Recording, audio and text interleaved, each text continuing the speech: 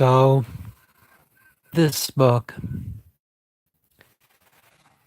Heather Kopp, some of the references that the Bible makes to sex, particularly those that are kind of questionable, and of those that aren't, there's a lot would say. What about the vampires of Zephaniah? What about in the book of Ezekiel and those couple sisters that sort of had a lusty competition among themselves, right? Definitely could write a lot of supermarket checkout aisle stories like that. So, obviously, Adam and Eve, the first two human beings, where we find the first three commandments in the Bible, we have get married, have sex, and have children. Those are the first three commandments in the Bible. So Paul's avoidance of marriage and avoidance of copulation within marriage would question even the metaphorical being fruitful and multiplying part. I don't know why you went away. The Isaac and Rebecca, one of the ways that used to be the case is the watering hole was really the only time you saw a woman's face. Otherwise, she'd be too protected if she was, even in the sight of her family, if anybody that was a non-family member said anything. Later in the Bible is the idea of women should not have any say in the public arena whatsoever, which I would disagree with it. I would even disagree with the whole idea that it be limited to the idea of church. But Jacob and Rebecca,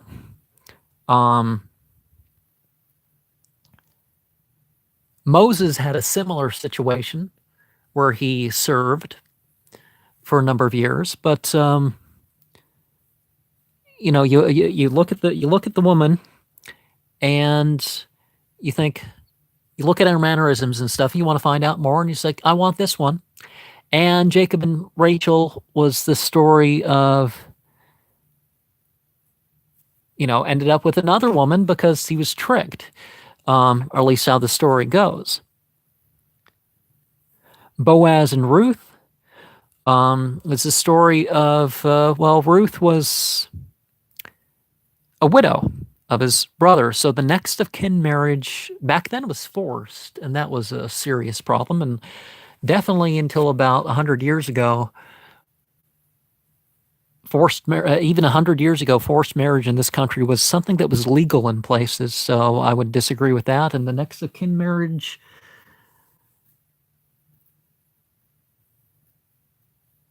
well, the passing on, the inheritance marriage, I don't believe that in that sort of process. Although some relatives would be far enough apart that it'd be okay to marry after them, but making an obligation. But it was certainly a way that women got taken care of. There's some refinement that could and has been done to the process. Samson and Delilah, a bad story. This woman tricked the guy over and over again. You didn't tell me how to kill you, and I had a bunch of guys show up to kill you, and after 3 times, what? He's stupid enough to tell her the right thing, but this guy was sort of a Greek sort of hero sort of thing, and Delilah. So there's different sorts of love, and that's certainly not a good example story. The other ones kind of are thus far. And Elkanah and Hannah.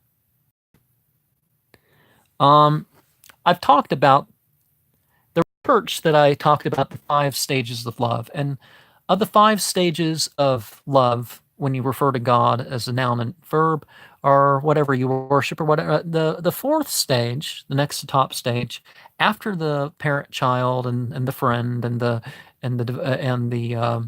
master-servant stages, And one of the lessons that some people fail to learn is that even if you know you're never going to have any children, even if you know you're not going to live it very long or they're not going to live very long, it's better to spend your last. It's almost always better to spend your last days in marriage. Now, that does that mean you have some sort of spiritually or legally unlawful marriage? No. Um, but if a good one's available for even a short time, do it. I'm not saying turned marriage either. So David and Michael, bad example. Good to start, but it kind of failed. Um, when your husband starts running off and stripping in front of other people and whatnot, and you just stand by him no matter how he kind of disgraces you. There's some good opportunities for divorce, but remember the Jews and the Christians, they wanted to have their leaders either so bad. Well, I mean, the Christians in particular wanted the best of us to be so bad that they would be unworthy of redemption unless some trick is performed. So, or if the rabbis are better examples than the prophets. But a lot of the rabbis weren't making up these stories, so they were just passing them on. They believed they were transmitted correctly, and some of them are trying to get past that bad example. Hosea and Gomer, forgiving the wife, but back then they knew that adultery was bringing death to the marriage bed. So there was certainly issues there.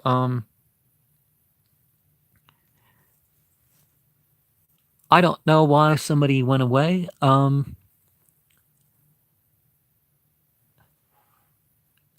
So whether it's promiscuity or prostitution or something, you got to be careful of who you end up with. I mean, if you're into it, but if you're trying to live a physically pure life, not even a spiritually pure life, you might want to consider something different. Esther and Xerxes. Well, was that Ahasuerus or that's an opinion of who Ahasuerus was, and you don't want a husband who's going to do everything you want. Same thing with a wife. If it's bad, if it's somebody criticized me, kill them. Yeah, the one guy was trying to have some plots to have some people killed.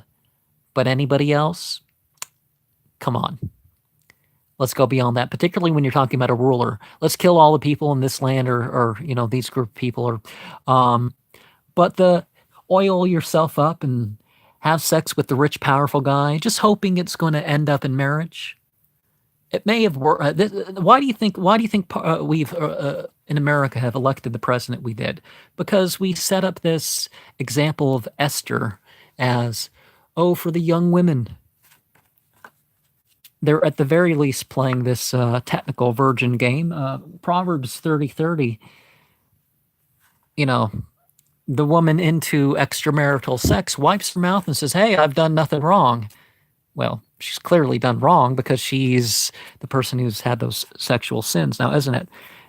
And another thing that we can't really quite follow the example of, yes, traveling far and wide for the sake of one spouse. Women have wanted to travel hours to see me, and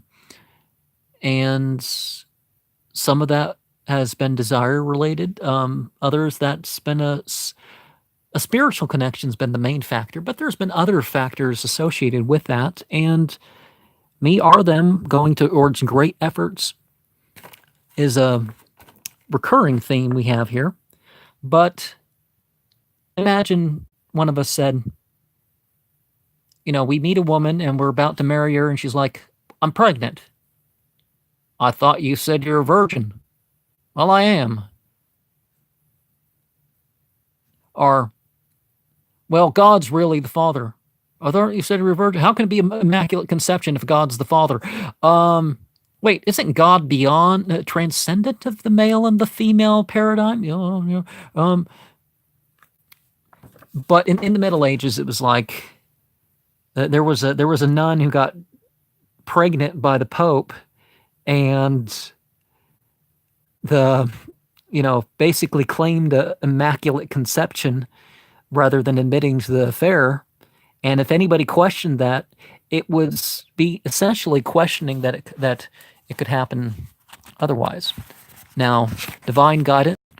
So, of mutual age, let's be real. Adam and Eve is sort of presented to us as a parable of the child stage of life, our adolescence, which they want to make her of legal age to either be pious or do porn or whatever, and the guy just so, or at least not to get any statutory rape charges, but let's stop pretending there. Um, they probably were as young as it gets for a young man and woman, which back then, without all the extra hormones, and probably they had good food to eat about. Okay, Isaac and Rebecca. Her, again, sort of the ideal age is a few years into puberty till whenever the signs of aging come in, whether it's 18 or 26. Nowadays, it's more like 20, back then 26 was a lot more common, but nowadays it's not so much. He could have been younger. He could have been, but 40 would have been fair enough. A lot of what is really at the peak of his prowess and strength and stuff. Well, late 20s, 30s.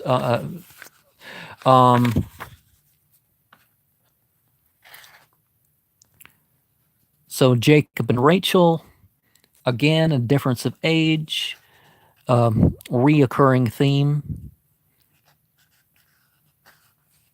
Becoming Israel, but we all have our favorite.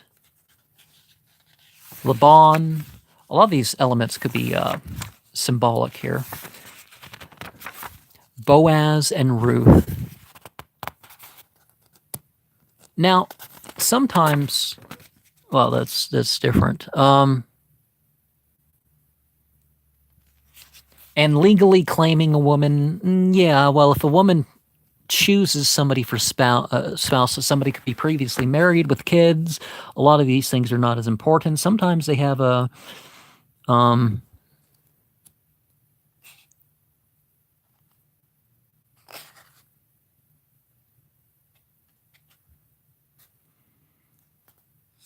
yeah, sometimes being woken up by a woman,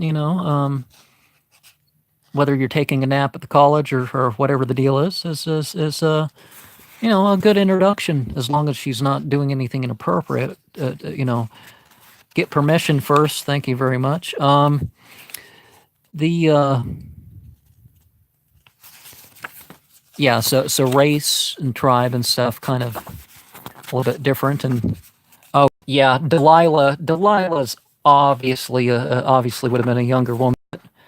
They like to put all the men at the age of 40 because for like the stereotypical receiving of prophethood in that sense. The Song of Solomon is about a bunch of is about some extramarital activity. So let's not turn into this pious rhubarb. But I do believe that the Bible contains some authentic history. Some of it's to make points, or some of it's obviously changed as the manuscripts show. We have, the idea of the improprieties of some of these things. Yeah, there's a more important thing to marriage. 30s versus about the same age. So,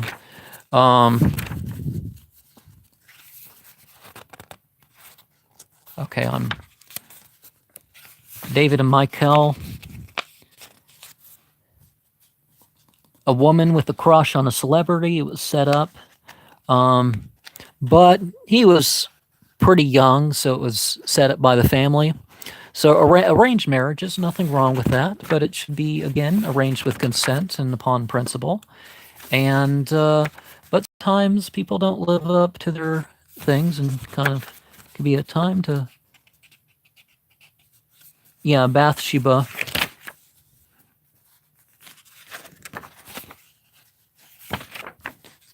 As a warning, in two respects, the lowering of the gaze. You got company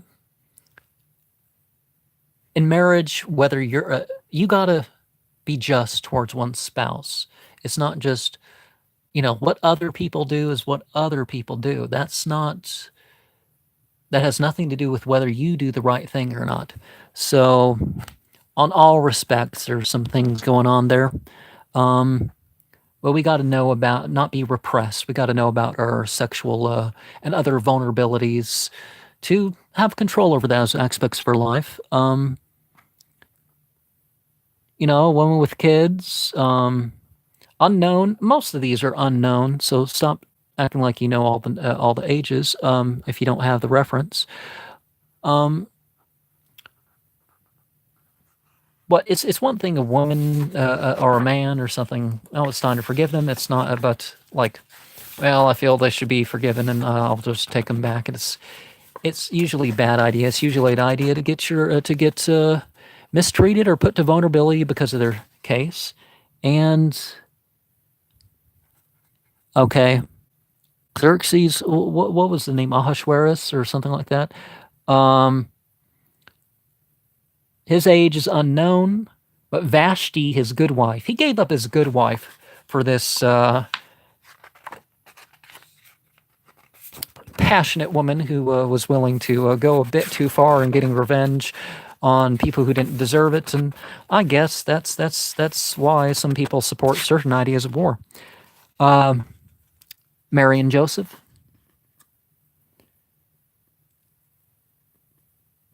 Joseph was probably older than 25, probably double that. Mary, the Annunciation doesn't have to be without Joseph. If you consider the fact, there's a simple fact of the matter, and the simple fact of the matter is that he could have, she got the word, hey, I'm not married, no man's touched me, I've been behaving myself. So she wasn't touching a man and couldn't have got anything on her. People weren't completely naive. And